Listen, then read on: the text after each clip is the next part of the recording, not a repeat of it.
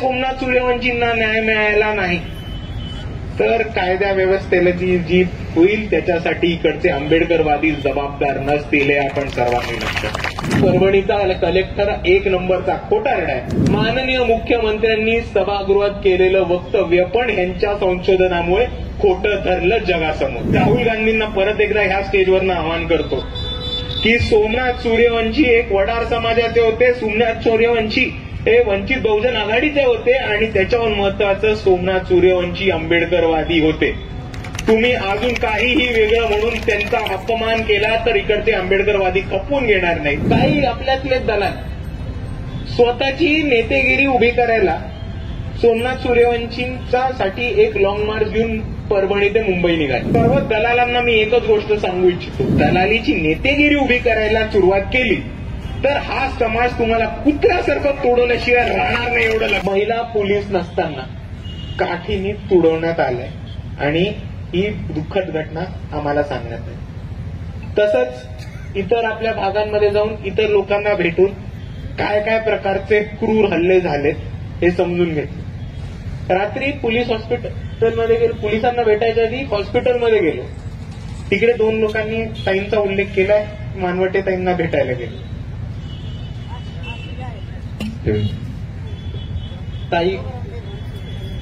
ताईंना आम्ही भेटायला गेलो. आपण सर्व ताईंना ओळखता आणि आपल्या सर्वांना माहिती आहे काय प्रकारचे हल्ले झाले.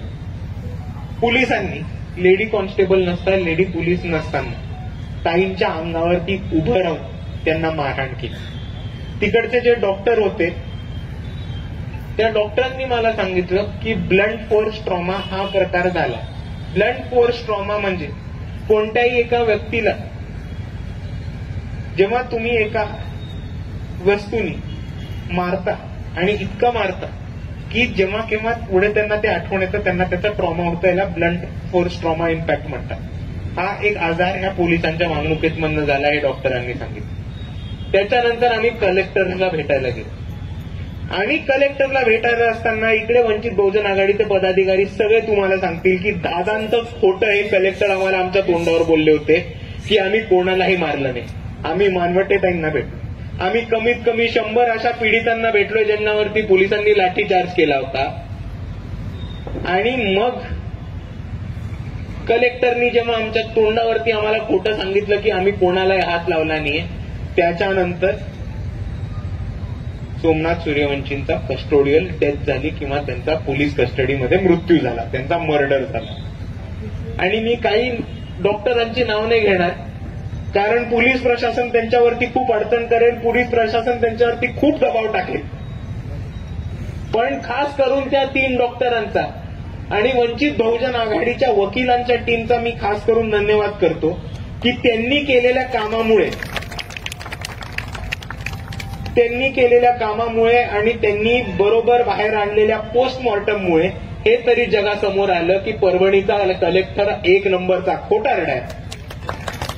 आणि दुसऱ्या बाजूला माननीय मुख्यमंत्र्यांनी सभागृहात केलेलं वक्तव्य पण यांच्या संशोधनामुळे खोटं ठरलं जगासमोर. आणि म्हणून मी या डॉक्टरांचा आणि या वकिलांचा एक धन्यवाद करतो. आणि हेच बोलत असताना आपण सर्व आज इथे उपस्थित राहिलात, सोमनाथ सूर्यवंशींना न्याय मिळवून देण्यासाठी या शांतते मार्चमध्ये आलात म्हणून मी आपल्या सर्वांचा धन्यवाद करतो.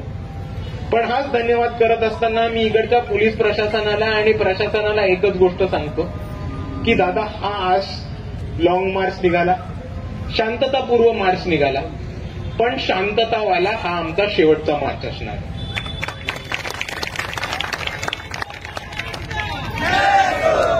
याच्यानंतर सोमनाथ सूर्यवंशींसारख्या घटना घडल्या, परभणीसारख्या कोम्बिंग ऑपरेशनच्या घटना घडल्या किंवा जर सोमनाथ सूर्यवंशींना न्याय मिळाला नाही तर कायदा व्यवस्थेला जी होईल त्याच्यासाठी इकडचे आंबेडकरवादी जबाबदार नसतील हे आपण सर्वांनी लक्षात. आणि दुसऱ्या बाजूला मला माझ्या बांधवांना हे सुद्धा सांगायचं आहे की सोमनाथ सूर्यवंशींच्या हत्येनंतर नवीन प्रकरण सुद्धा सुरुवात झालेली, ते पण आपल्याला सांगतो. आपल्याला माहिती असेल की परभणी ते मुंबई एक लॉंग मार्च निघाला होता की नाही? निघाला होता का? निघाला होता. तो मुंबईला पोहोचला का? नाही, मुंबईला पोहोचला नाही. सोमनाथ सूर्यवंशींना न्याय मिळाला का? नाही. पण तो मोर्चा पण पोहोचला नाही. तो नक्की काय झालं? काही आपल्यातले दलाल स्वतःची नेतेगिरी उभी करायला सोमनाथ सूर्यवंशींच्या साठी एक लॉंग मार्च घेऊन परभणी ते मुंबई निघाले. जशी लोकांची संख्या मागे मागे पडत गेली, जसे पोलिसांचे टप्पे टोलवे ऐकायला लागले, जरा जिकडे पोलिसांची ड्रेलिंग करायला लागली, धटिंग करायला लागली किंवा पोलिसांची अंगावर घ्यायला लागलं, तेव्हा ह्या सगळ्यांची फाटली आणि हे मागे मागे चालायला लागले. आणि म्हणून हा जो लॉंग मार्च परभणीमधनं सोमनाथ सूर्यवंशींच्या न्यायासाठी निघाला होता, तो मुंबईला पोहोचलाच नाही. आणि ह्या सर्व दलालांना मी एकच गोष्ट सांगू इच्छितो की तुम्हाला नेतेगिरी करायची, बिंदास करा. तुम्हाला नेता व्हायचंय, बिंदास व्हा. तुम्ही चांगलं काम केलं तर वंचित मधनं तिकीट द्यायची जबाबदारी माझी. पण जर तुम्ही एका शहीदाच्या मयतीवरती तुमच्या दलालीची नेतेगिरी उभी करायला सुरुवात केली तर हा समाज तुम्हाला कुत्र्यासारखं तोडवल्याशिवाय राहणार नाही, एवढं लक्षात ठेवा.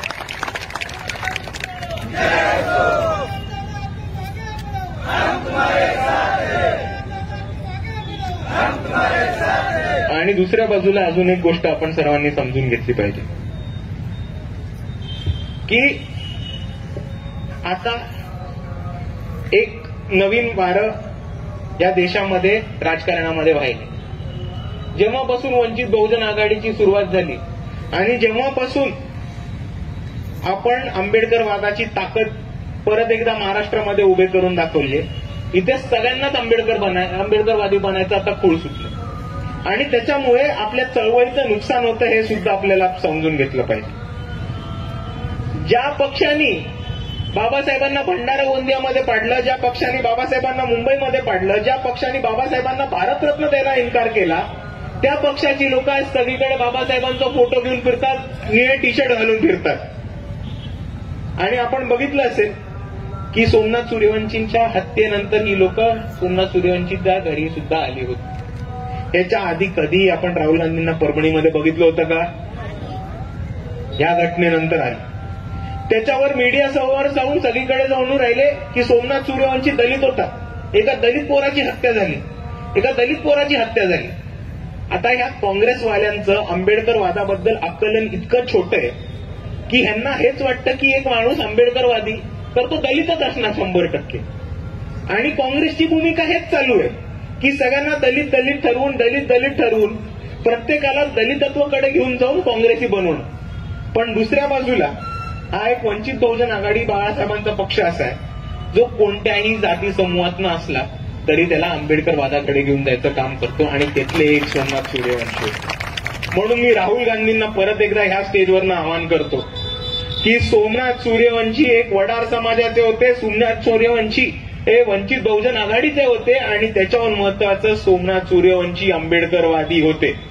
तुम्ही अजून काहीही वेगळं म्हणून त्यांचा अपमान केला तर इकडचे आंबेडकरवादी खपवून घेणार नाही, हे आपण समजून घेतलं पाहिजे. आणि दुसऱ्या बाजूला आपण सर्वांना एक गोष्ट ठरवलं पाहिजे की आपल्या समोर दोन पर्याय आहेत. एका बाजूला एक जे दलित म्हणून आपल्याला दलितत्वाकडे घेऊन काँग्रेसकडे घेऊन चालले, आणि दुसऱ्या बाजूला एक आहे जे सगळ्या जाती समूहांना एकत्र करून आंबेडकरवादाखाली घेऊन चालले. आपल्याला कोणता पर्याय पाहिजे? आपल्याला कोणता पर्याय पाहिजे? आणि म्हणून मी आपल्या सर्वांना एवढीच विनंती करतो की आज हा शांतता मार्च झालाय आणि आपल्या सर्वांना माहिती आहे की लॉंग मार्च पोचो कोणी खोटी सहानुभूती देव. सोमनाथ सूर्यवंशींसाठी न्याय मिळवण्यासाठी बाळासाहेब आंबेडकर हे स्वतः मुंबई हायकोर्टाच्या औरंगाबाद समोर स्वतः वकील बनून उभे राहिले आणि सोमनाथ सूर्यवंशींना कोर्टाच्या मार्गात रस्त्याच्या लढाईतनं न्याय मिळवून द्यायचं काम हे वंचित बहुजन आघाडी सतत करत राहील. ताई, आम्ही कायमस्वरूपी तुमच्या बरोबर आहोत. बाळासाहेब आंबेडकर, वंचित बहुजन आघाडीचे सगळे तळागाळातले कार्यकर्ते हे तुमच्या बरोबर आहेत आणि आजपासून आम्ही सर्व तुमच्या बरोबर आहोत.